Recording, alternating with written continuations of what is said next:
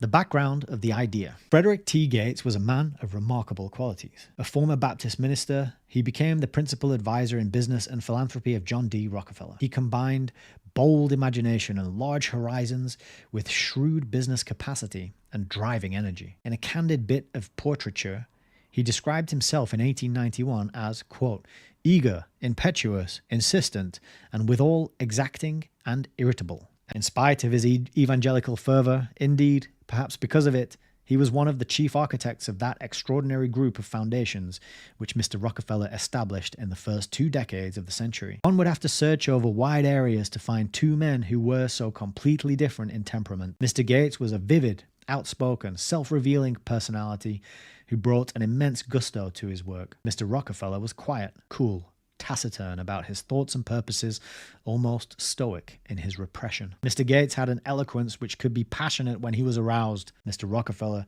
when he spoke at all, spoke in a slow, measured fashion, lucidly and penetratingly, but without raising his voice and without gestures. Mr. Gates was overwhelming and sometimes overbearing in argument. Mr. Rockefeller was a man of infinite patience who never showed irritation or spoke chidingly about anyone.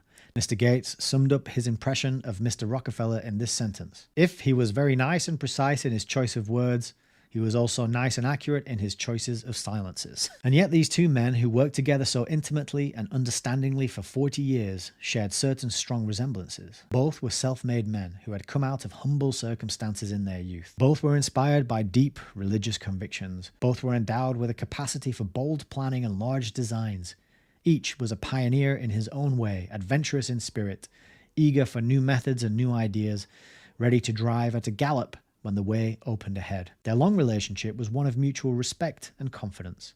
There was another member of this informal partnership who was destined to play a notable part in the creation and development of vast philanthropic enterprises. Mr. Rockefeller's only son, John D. Rockefeller Jr. Graduating from Brown University in 1897, in his 23rd year, he entered his father's office at once. Few father and son relationships have been characterized by more genuine trust or by deeper affection. For 40 years, they worked closely and intimately together. The younger Rockefeller had many of the qualities which his father most admired: conscientiousness, tireless industry, practical judgment, and a capacity to sift the relevant from the irrelevant. These qualities were tempered by a modesty which was characteristic of both men. For, as Alan Nevins says in his biography of Mr. Rockefeller, quote, he always dealt with his wealth in humility, not in arrogance, end quote. He sounds like a great bloke.